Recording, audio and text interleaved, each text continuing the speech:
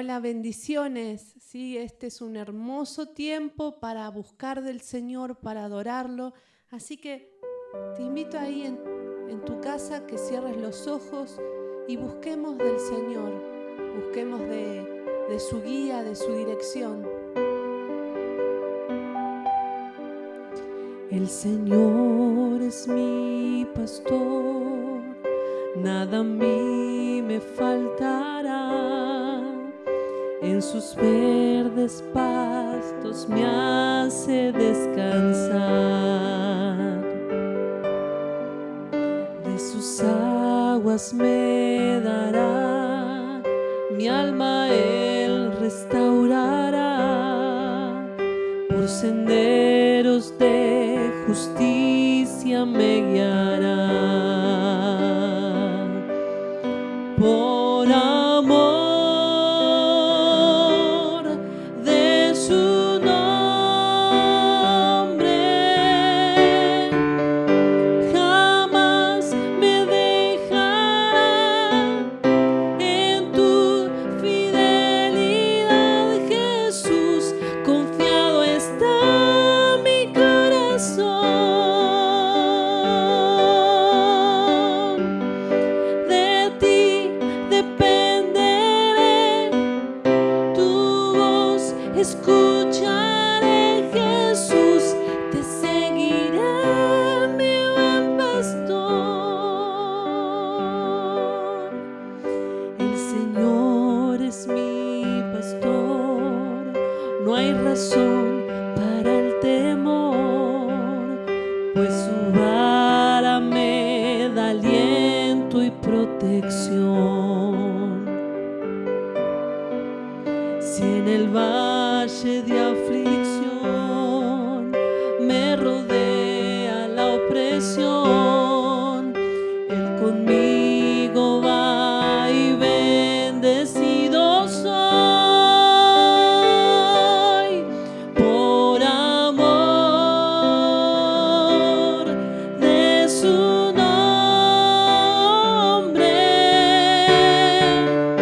jamás me dejará. En su fidelidad, Jesús, confiado está mi corazón. De ti dependeré, tu voz escucharé, Jesús, te seguiré, mi buen pastor.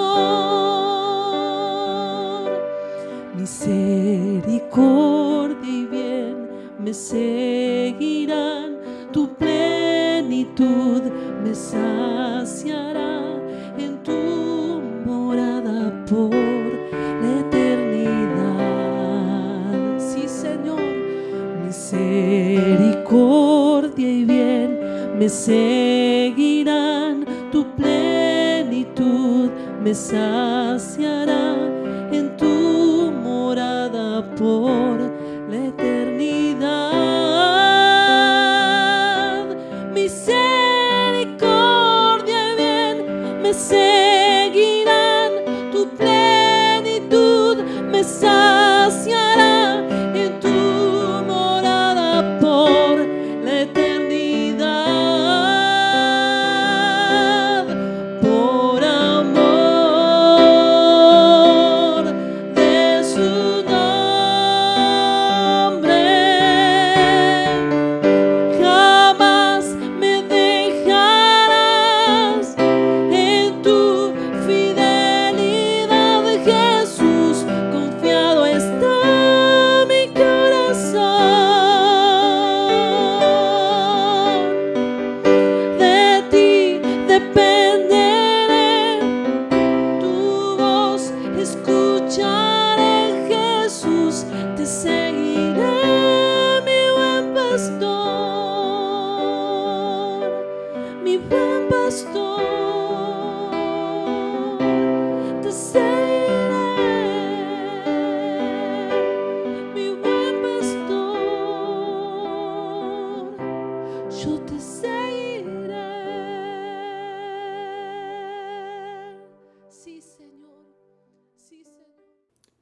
Hola, ¿cómo andan? Dios los bendiga muchísimo. Estamos contentísimos de estar con ustedes. Sí, es otro día nuevo de culto, otra oportunidad de venir juntos y adorar al Señor. Es importantísimo poder encontrarnos en este tiempo y sentirnos parte los unos de los otros y entender que nuestra tarea, una de las primeras cosas y la más importante es poder adorar al Señor juntos y poder ser un templo en donde Él se mueva y reciba adoración y encuentre en medio de nosotros todo tipo de reconocimiento, todo tipo de entrega, todo tipo de devoción, porque Él lo merece y porque para eso nos ha constituido iglesia. ¿Sí? El Señor nos ha constituido iglesia y te ha puesto a vos, al lado mío, a mí, al lado tuyo, y todos estamos unidos en esto mismo. Es el Señor el que ha elegido que esto sea así, así que aprovechemos esto y hagamos lo que tenemos que hacer. Porque aparte, ¿no es cierto? Aquí, en medio de la iglesia, es donde está la bendición de Dios. La bendición de Dios sobre aquellos que le creen. Él ha derramado su Espíritu Santo sobre la iglesia. Y el Espíritu de Dios es el que trae toda la realidad del cielo a nosotros, en nuestra realidad aquí en la tierra.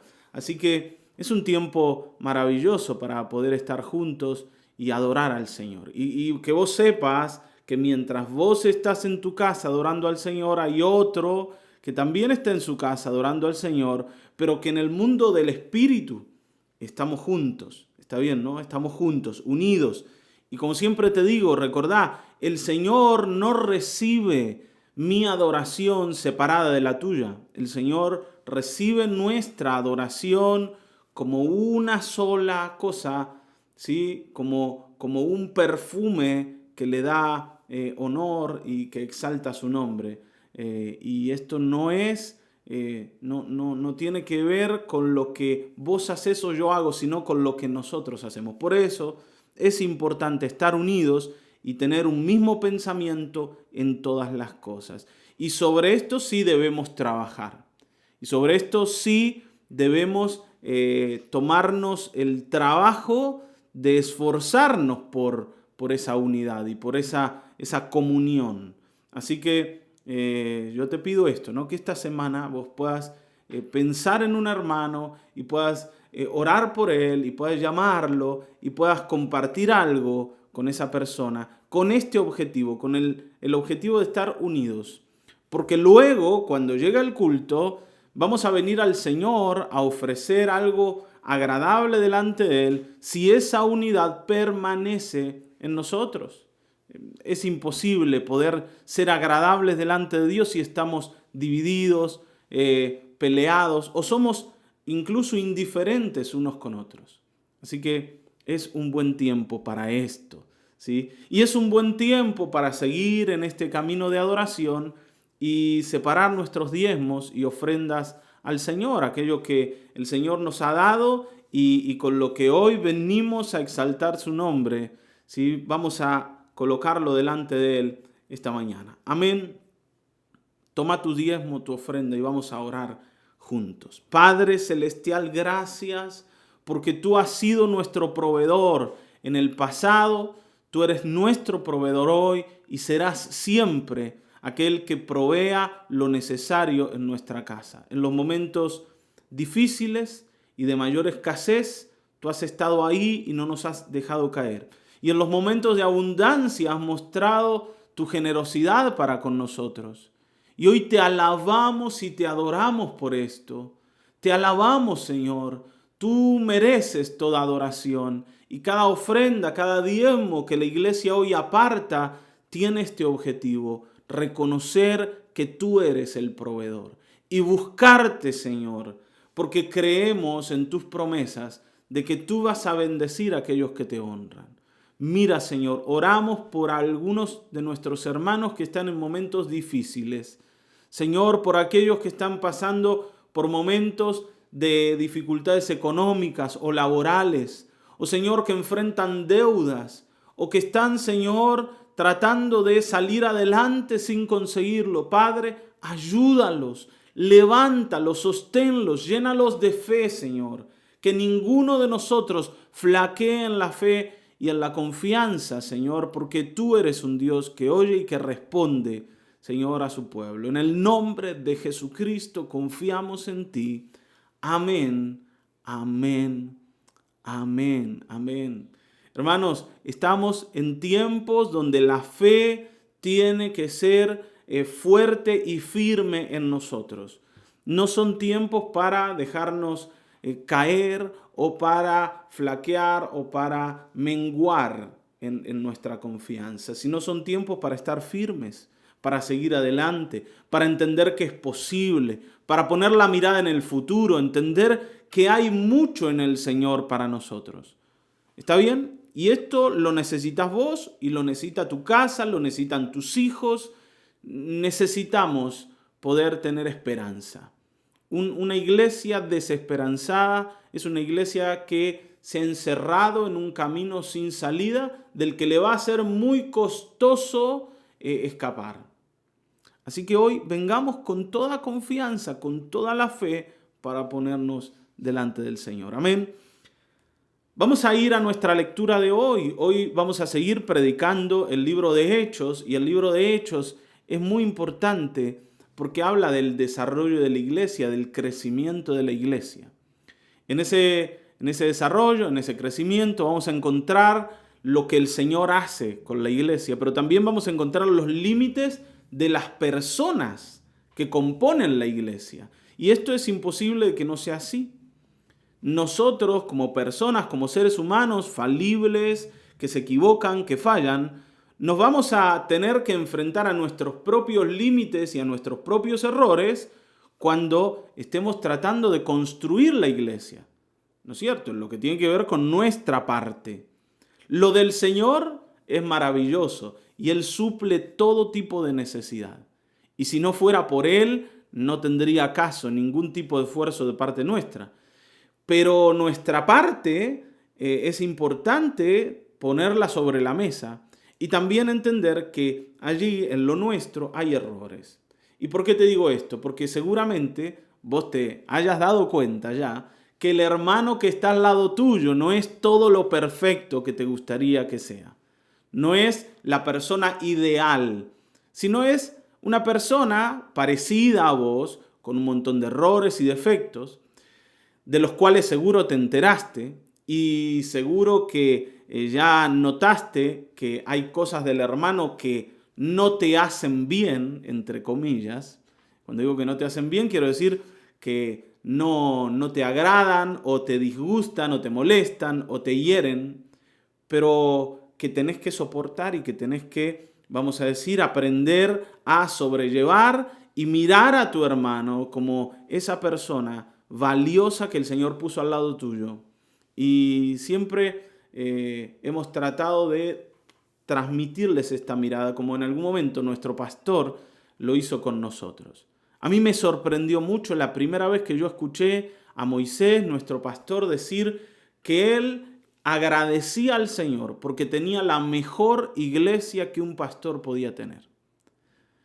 A mí me sorprendió, ¿por qué? Porque yo sabía de los errores que había en la iglesia, especialmente de los míos. Yo sabía que la iglesia no era una iglesia perfecta.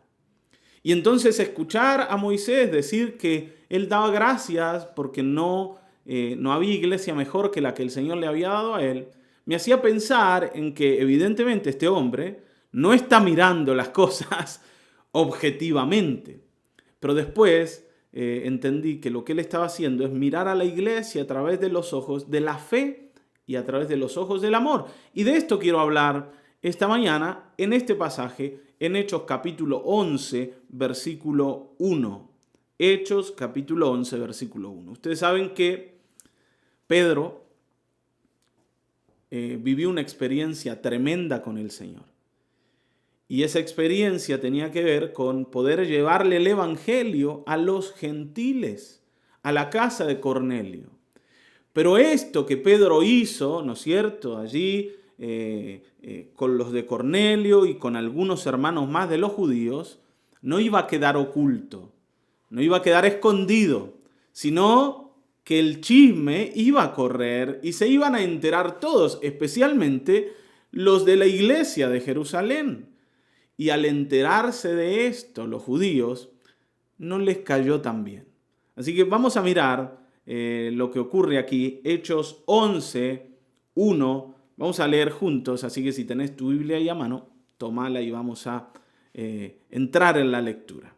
Dice: oyeron los apóstoles y los hermanos que estaban en Judea que también los gentiles habían recibido la palabra de Dios. Y cuando Pedro subió a Jerusalén, disputaban con él los que eran de la circuncisión, diciendo: ¿por qué has entrado en casa de hombres incircuncisos y has comido con ellos? Enseguida el chisme de que Pedro había estado en lo de Cornelio y de que esa gente se había convertido al Señor, corrió como reguero de pólvora, como se dice. Y se enteraron los de Jerusalén. Y ahí en los de Jerusalén están incluidos los apóstoles y están incluidos los hermanos de la iglesia. Ahora, cuando Pedro llega, no lo reciben diciendo: Pedro, qué buena noticia la que nos trajiste. Qué glorioso lo que el Señor hace. Qué maravilloso que ahora los gentiles también puedan compartir nuestra fe.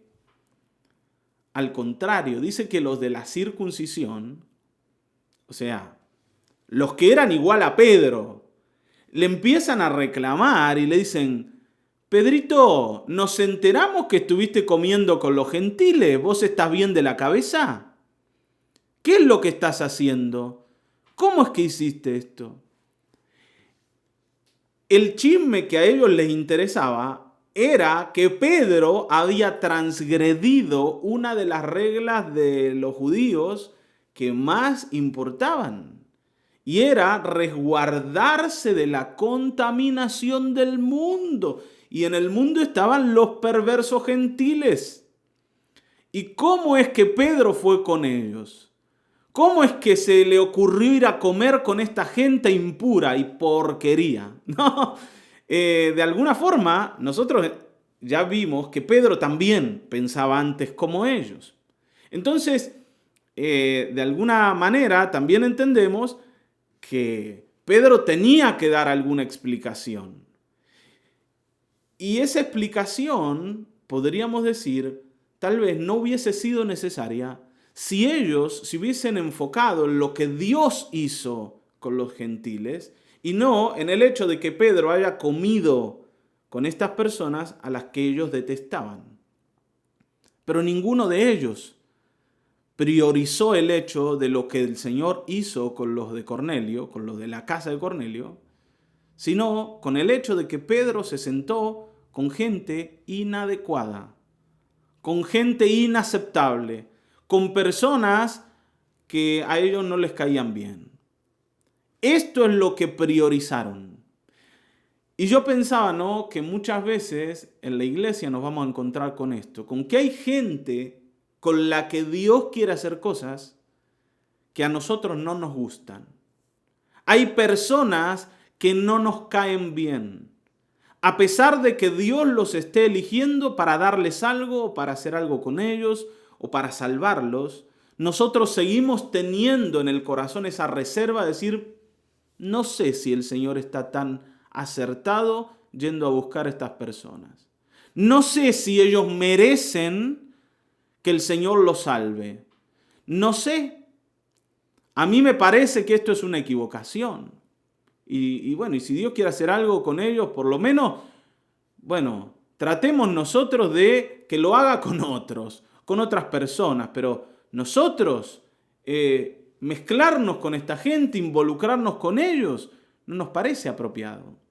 Vieron que tenemos esa idea, ¿no?, de que hay gente apropiada y hay gente no apropiada. Hay gente que está como aprobada por nosotros y que queremos que Dios salve, pero hay personas que decimos: no, Señor, esta gente no. Estilo Jonás con los de Nínive. ¿Vieron? No, los de Nínive no. ¿Cómo vas a salvar, Señor, a los de Nínive? ¿Cómo les vas a dar oportunidad de arrepentimiento a los de Nínive si son malos? Nínive.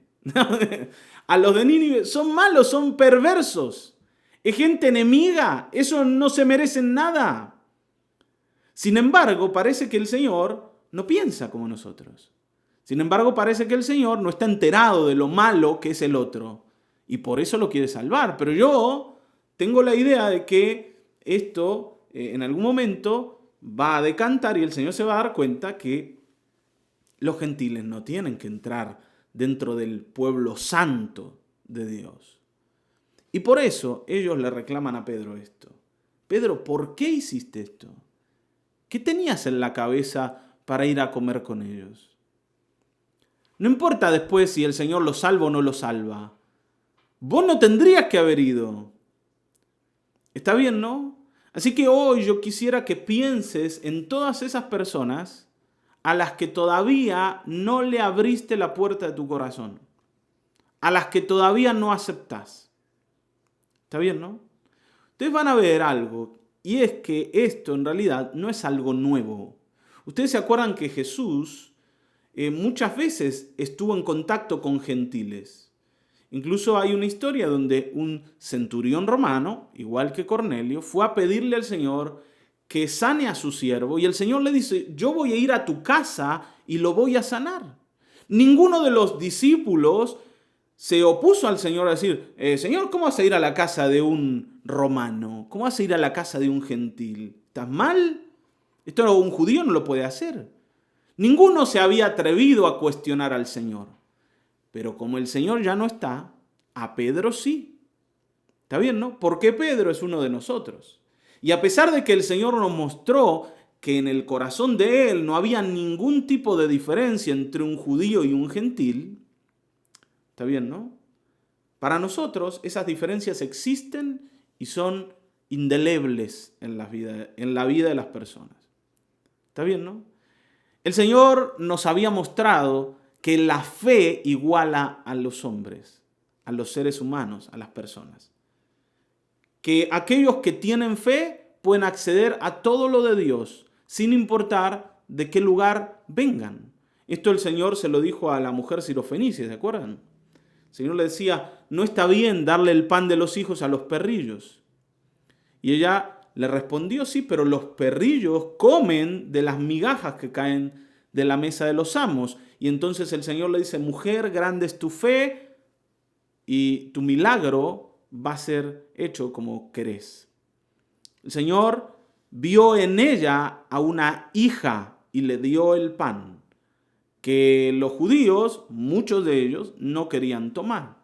Entonces, ¿quién es el pueblo del Señor? El pueblo del Señor son los de la fe. Ahora, no siempre estamos de acuerdo con eso, porque nosotros tenemos una escala de valores, está bien, ¿no? Cuando miramos a las personas que no tienen que ver con la fe, sino con el feeling, con aquello que nos gusta del otro. Y esto es algo que hoy tenemos que cambiar. Así que acá está Pedro siendo interrogado por los de la circuncisión.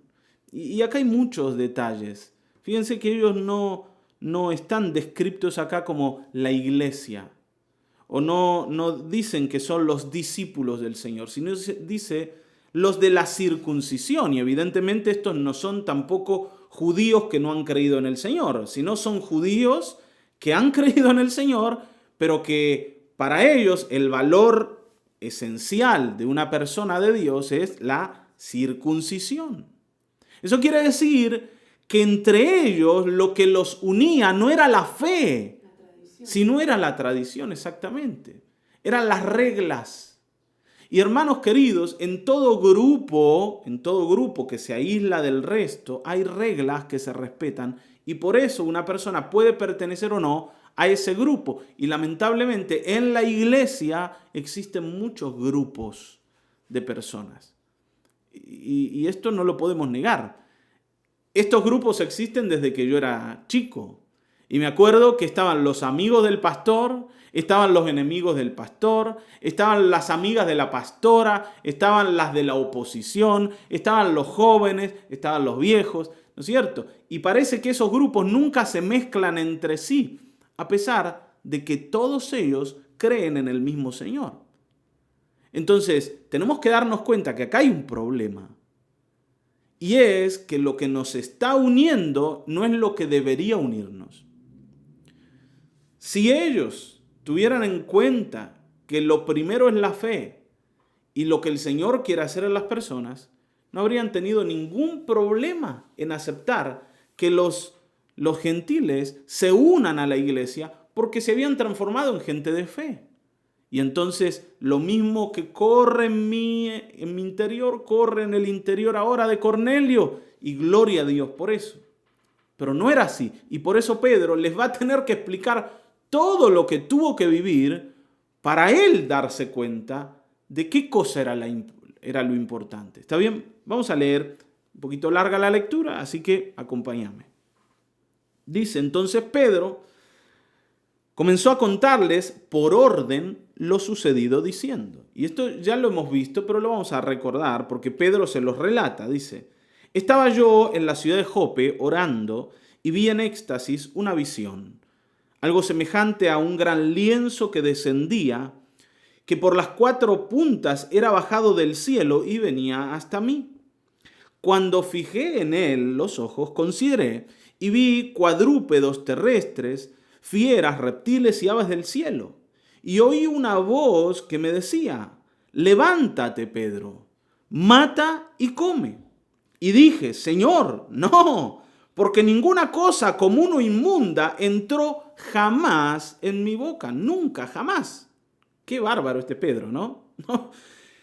Entonces la voz me respondió del cielo por segunda vez, lo que Dios limpió, no lo llames tú común. Y esto se hizo 3 veces y volvió a ser llevado arriba al cielo. La primera parte del relato de Pedro tiene que ver con su experiencia con Dios. Yo me encontré frente a una visión de este estilo. Un lienzo que bajaba atado por las 4 puntas del cielo, lleno de animales impuros, y una voz que me dijo, mata y come. Y yo dije, no, ¿cómo voy a contaminarme?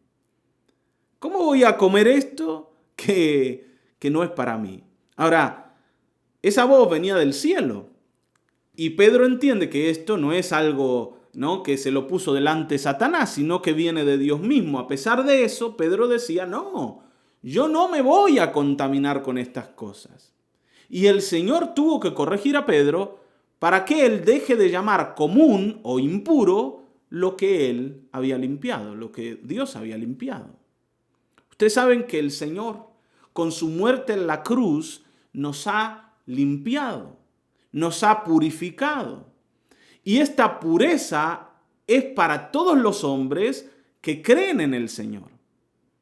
Eso quiere decir que ya no hay impuros, está bien, ¿no?, y puros en sí mismos, sino que todos son purificados por la misma sangre. Eso quiere decir que Cornelio ya no es más impuro, sino que el Señor lo ha purificado. ¿Por qué? Porque la sangre de Cristo que fue derramada en la cruz ha quitado de en medio el pecado. Y ustedes saben que la sangre del Señor está derramada sobre todo el mundo, sobre todo el mundo. Y por eso hoy todavía la misericordia de Dios está presente. Está bien, ¿no? El mundo está cubierto por la sangre de Cristo. Ahora, por supuesto, ¿no?, mucho más, en aquellos que creen, todo esto se hace presente y se hace activo en la vida.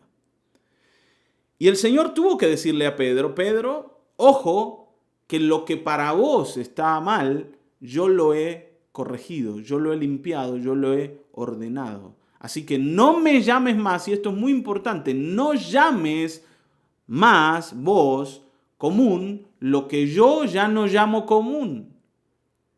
Ojo cómo calificás al otro cuando el Señor no tiene la opinión que vos tenés de esa persona. Tenemos que tener mucho cuidado cuando decimos, esta persona es mala, esta persona es perversa. Porque a veces nosotros, que somos bastante sueltos de boca y somos bastante lanzados para poner, ¿no es cierto?, así como juicios sobre las personas y catalogarlos, según nuestra escala de valores, nos equivocamos y terminamos haciendo delante del Señor algo incorrecto. Miren, yo les voy a contar algo que me pasó a mí. Un día, ya estábamos aquí en Tucumán y vino una visita de Mar del Plata y entonces ellos nos contaban las cosas que estaban pasando con algunas personas que conocíamos. Y entonces nos contaban de algunos hermanos que se habían empezado como a torcer en la vida. Y yo digo, ¿cómo puede ser? Y yo no me acuerdo exactamente qué es lo que dije, pero me acuerdo que estaba enojado. Yo digo, ¿cómo puede ser que estas personas hayan hecho esto y se hayan desviado del camino? Y en ese momento que yo estaba enojado, hablando mal de esas personas, yo sentí en mi corazón que el Señor me dijo, no digas eso de los míos, no digas eso de mis hijos, no hables así de ellos. Esa corrección para mí fue como si me hubiesen pegado un martillazo en la cabeza, porque me dio tanta vergüenza estar hablando de alguien de una manera solo porque a mí me parecía que merecían ese tipo de juicio. Y el Señor estaba diciendo, yo no pienso como vos pensás. Está bien, ¿no? No sé si alguna vez te pasó, pero si no te pasó, tenés que entender que el Señor está dispuesto a corregirnos si es que nosotros vamos a ir por encima de lo que para Él tiene que estar en nuestro corazón, que es un trato de amor, un trato de misericordia, un trato de bondad y sobre todo un trato de fe sobre los demás. Y esta corrección es la misma que recibe Pedro. Pedro llamó común y el Señor dice, no es común, no es impuro, no digas eso. ¿Está bien, no? No te tomes esa atribución. Entonces, esta es la primera experiencia de Pedro. El Señor me corrigió. Y dice que, y he aquí, luego, dice, llegaron 3 hombres a la casa donde yo estaba, enviados a mí desde Cesarea, y el Espíritu me dijo que fuese con ellos sin dudar. Fueron también conmigo estos 6 hermanos y entramos en la casa de un varón, quien nos contó cómo había visto en su casa a un ángel que se puso en pie y le dijo, envía hombres a Jope y haz venir a Simón, el que tiene por sobrenombre Pedro. Él te hablará las palabras por las cuales serás salvo tú y toda tu casa. Fíjense, Él te hablará las palabras por las cuales serás salvo. O sea, ¿qué es lo que salva a las personas? Ciertas palabras que Pedro podía hablar, no la circuncisión, no el guardar la ley, no el asistir al templo. Lo importante que Cornelio tiene que saber, aquí no menciona a Cornelio, pero es Cornelio el que manda a llamar a Pedro, es lo que Pedro sabía y lo que Pedro había oído del Señor. El mismo Pedro le había dicho al Señor, y esto lo he mencionado varias veces esta semana, Señor, ¿a quién iremos? Solo tú tienes palabras de vida eterna. Esas palabras de vida eterna que Pedro oía del Señor, ahora las podía hablar a otros, y esas palabras iban a salvar a Cornelio y a su casa. Entonces, evidentemente, no estamos teniendo la misma opinión que el Señor. Hermanos, ¿nosotros qué decimos? Que las personas tienen como un tipo de categoría según cómo son, según qué hacen, según la manera que tienen de hablar o la manera que tienen de expresarse, según la posición económica, según la historia que tengan, si son gente más o menos, ¿no?, correcta o son gente que viene de la destrucción total. Y entonces tenemos, ¿no?, en la mente como toda una escala de valores y vamos subiendo y bajando personas según esa escala. Pero para el Señor lo importante no es lo que las personas tienen, sino en lo que ellas creen. Yo puedo ser un hombre muy ordenado, está bien, ¿no?, y tener una vida moral muy así como correcta y tener así una familia toda calladita, modosita y que aparezca así como siempre de punta en blanco en la iglesia y mostrarme como alguien de Dios, pero estar equivocado en aquello que creo, confesar cosas que no tienen nada que ver con lo que el Señor piensa y llevar adelante una vida a escondidas que no tiene que ver con la que muestro en público. Y para el Señor, una persona así, aunque parezca bueno, no lo es. Por eso el Señor, ¿se acuerdan? Esto se lo decía a Samuel. Cuando Samuel fue a ungir al rey de Israel, en los hijos de Isaí, y miraba la estatura de los mayores, el Señor le decía, no mires su parecer, no mires lo exterior, porque lo que Dios mira es el corazón.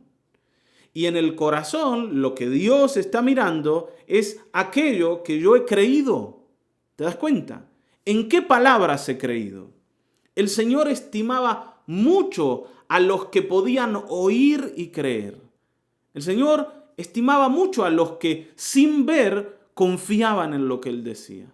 En los que se arriesgaban incluso por encima de lo que cualquier hombre haría solo porque Jesús decía que había que hacerlo. Y este Pedro era uno de ellos.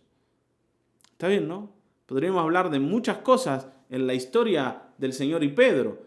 Pero, por ejemplo, cuando el Señor le dijo, Pedro, tira a la derecha. Y Pedro dijo, bueno, en tu palabra echaré la red. Y Pedro recibió un milagro del Señor. Pero sobre todo, el Señor veía en Pedro a alguien que oía y obedecía. No era alguien rebelde. Y esto mismo es lo que le pasa a Cornelio. Ahora, la iglesia se había transformado en una iglesia que empezó a volver a la mirada judía y entonces había armado una escala de valores en las que los gentiles no tenían ninguna oportunidad de salvación. Y Pedro les va a decir que lo que él vivió con Dios va a romper esos conceptos que ellos tienen. Y esto, a pesar de que Pedro lo relata muy bien y se los pone delante, no va a ser tan fácil de quebrar en el corazón y en la mente de las personas que todavía permanecían con un corazón judío, con un corazón legal delante de Dios. Así que bueno, ahora Pedro les va a relatar la parte final de la historia. Y es que cuando comencé a hablar, dice Pedro, ¿no? Después de que este hombre me llamó y me dijo que yo tenía un mensaje que dar, dice, cuando yo comencé a hablar, cayó el Espíritu Santo sobre ellos también, como sobre nosotros al principio. El Señor no hizo ninguna diferencia entre ellos y nosotros, igual. Entonces, dice, me acordé de lo dicho por el Señor cuando dijo, Juan ciertamente bautizó en agua, mas vosotros seréis bautizados con el Espíritu Santo. Me acordé de que el Señor ya había dicho que esto iba a ocurrir. Esto no es algo nuevo, el Señor nos avisó, pero yo quedé sorprendido cuando vi que sobre ellos ocurría lo mismo que ocurrió sobre nosotros. De alguna forma los judíos, la iglesia judía, hasta este momento sentía que el Espíritu Santo había caído sobre ellos, no porque creían, sino porque guardaban la ley y además habían aceptado a Cristo como el Mesías. Es como habían incluido al Señor dentro de la vida espiritual que ellos ya tenían. Pero los gentiles le van a decir a ellos que en realidad esa vida espiritual judía que ellos tenían, esa vida legal, esa vida de reglas y como decía Laura recién, de mandamientos y de costumbres, no era lo que hacía a alguien a quien Dios puede bendecir o sobre quien se puede derramar, sino la fe de ellos. Porque lo único que compartía Cornelio con los judíos era que había oído las mismas palabras y había creído en el mismo nombre, que era el nombre de Jesucristo. Entonces dice, pasó esto. Y ahí me acordé que el Señor lo había prometido, de que Él iba a ungir con el Espíritu Santo a los que creen. Y termina, ¿no?, rematando diciendo, y si Dios les concedió también el mismo don que a nosotros, que hemos creído en el Señor Jesucristo, ¿quién era yo para que pudiese estorbar a Dios? O sea, muchachos, a mí me pasó esto con el Señor. Después esto le pasó a Cornelio. Y cuando fui allá y les hablé de lo que el Evangelio dice, el Espíritu Santo cayó sobre ellos. O sea, esto me pasó a mí, esto le pasó a ellos, esto es lo que Dios hizo. ¿Qué quieren que haga? ¿Qué puedo hacer yo? O sea, esto no es que yo hice lo que quería, yo hice lo que pude. El Señor me obligó. ¿Está bien, no? No tengo otra explicación para darles. Yo tampoco lo hubiese hecho. Pero, ¿qué quieren? Es culpa de Dios esto. Está bien, ¿no? Si los gentiles se convirtieron es culpa del Señor. Y si yo me quedé con ellos es porque no me quedó otra. Yo podía estorbar lo que Dios quería hacer. Y no. Entonces, no tengo más explicación que darles. ¿Está bien, no? Pero este no es un contexto de alegría y de celebración por lo que ocurrió. ¿Se dan cuenta, no? Si no es un contexto de pedido de explicaciones, incluso hasta de disculpas, Pedro tiene que relatar todo para que los judíos acepten algo que tendrían que ya saber. Y todo esto tiene que ver con que esas barreras que en nosotros se levantan entre unos y otros no son fáciles de derribar, incluso bajo la mano poderosa del Señor. Y esto es muy importante. Ojo, hermanos, el Señor puede estar obrando alrededor nuestro de manera maravillosa y yo no dejarme transformar por Él.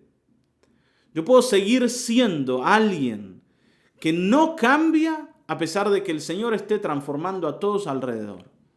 ¿Se dan cuenta, no? Somos nosotros los que hoy tenemos que entender aquello que el Señor nos viene hablando y permitir que esas palabras nos transformen. Somos nosotros los que tenemos que recordar lo que Cristo hizo e imitar su ejemplo. No esperemos que el Señor nos convenza de que Él tiene un plan mejor que el mío. O de que esa persona que yo no quiero aceptar en mi vida no es tan mala como yo pienso. No esperemos eso. Nosotros somos los que tenemos que hacer el cambio, porque si no, como dice Pedro, nos vamos a encontrar estorbando al Señor. Y si yo me transformo en un estorbo, el Señor ya dijo que aquellos que hagan tropezar a los pequeñitos, mejor es que se cuelguen una piedra de molino en el cogote y se tiren al mar. Entonces, yo no puedo ser un estorbo para lo que Dios quiere hacer, a pesar de que no esté de acuerdo. Ahora, es tiempo de dejar de estar en desacuerdo con el Señor. Es tiempo para decir, Señor, si vos estás mirando a las personas con amor, yo también quiero mirarlas con amor. Si vos estás viendo con misericordia, yo quiero tener misericordia. ¿Está bien, no? Si vos sos paciente con los errores de mi hermano, ¿cómo yo voy a andar reclamando a cada rato que la persona sea castigada? No podemos estar en esto. Es tiempo de que la iglesia imite a su Señor en la relación con los demás. ¿Te das cuenta? Es importante que salgamos de esa categorización que hacemos constantemente sobre las personas para meterlos a todos bajo un manto de amor. Sean quienes sean, hayan hecho lo que hayan hecho, nos parezca a nosotros o no nos parezca.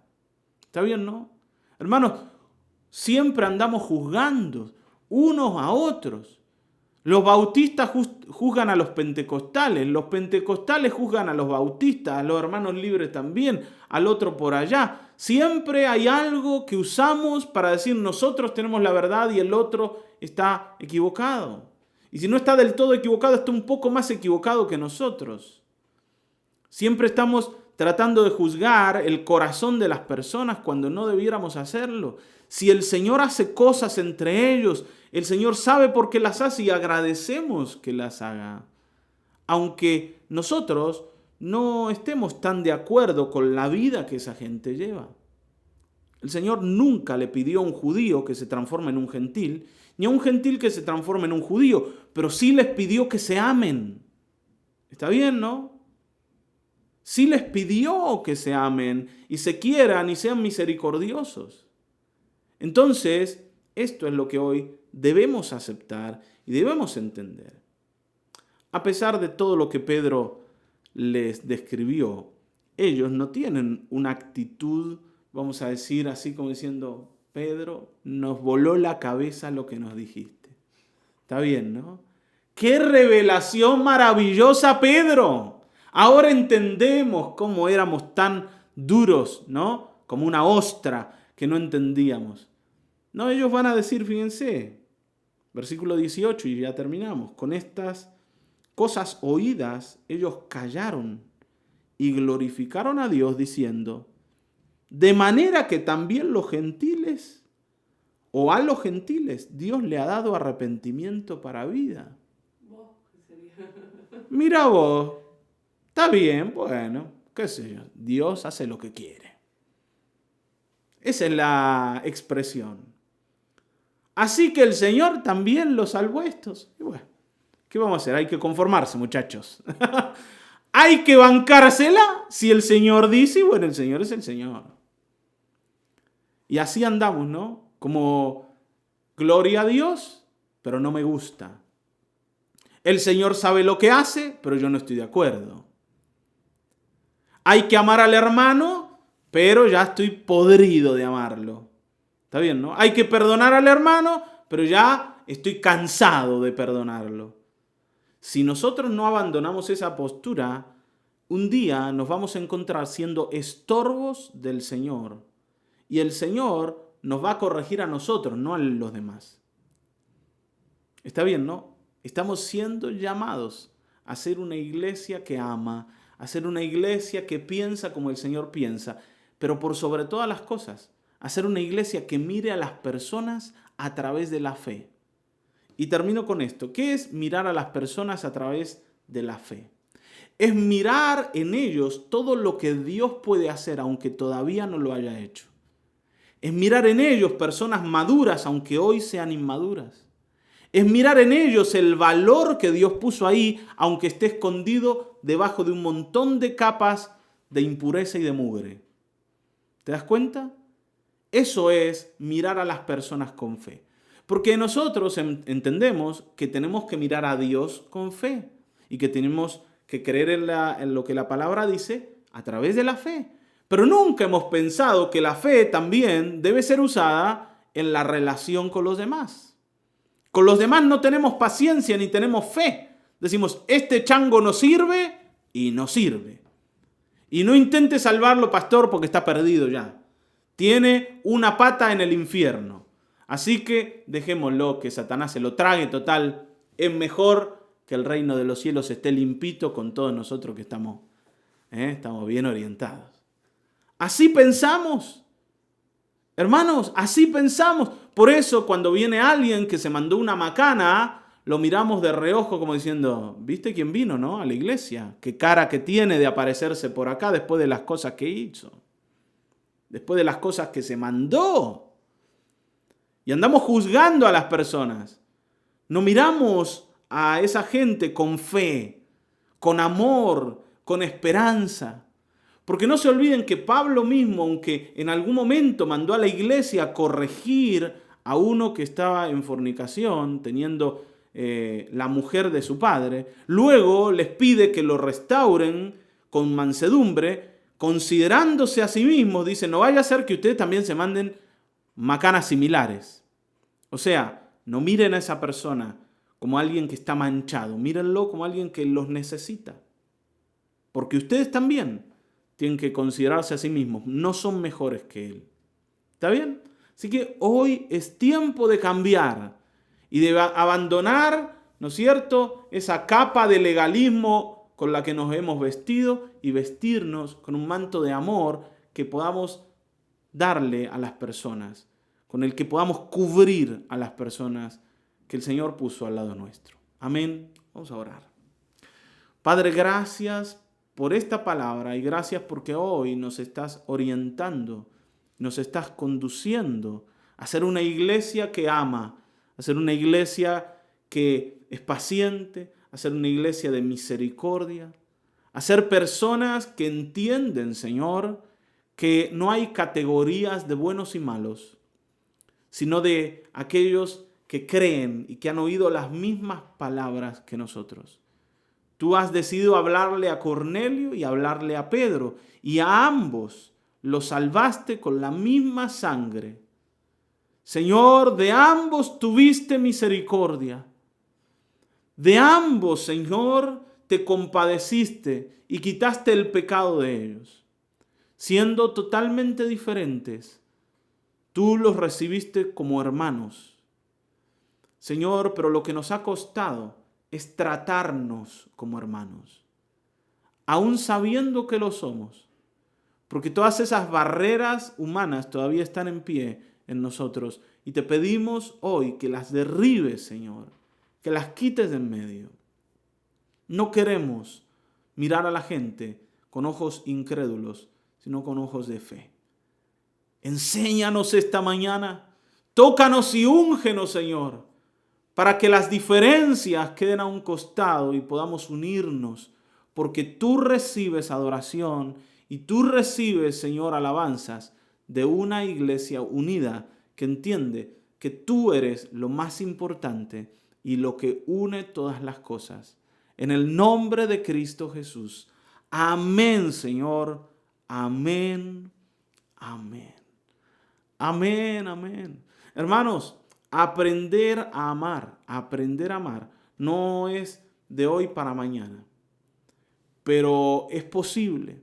Y por eso te hemos invitado ya desde hace bastante tiempo a que seas parte de la reunión de los miércoles, porque allí estamos tocando estos temas. Estamos tratando de mover el corazón y de acercarnos a la palabra del Señor para transformarnos en personas con el carácter de Cristo. Y a las 20:30, o sea, media hora antes, estamos orando juntos. Y allí también nos presentamos delante del Señor y presentamos nuestros límites y presentamos nuestras necesidades para que el Señor las tome en sus manos y pueda darnos los caminos que necesitamos. Amén. Así que esperamos verte. Sos importante.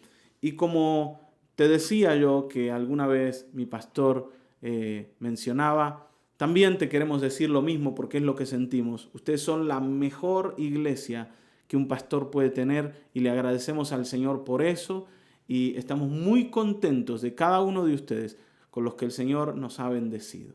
Amén. Un abrazo grande para cada uno.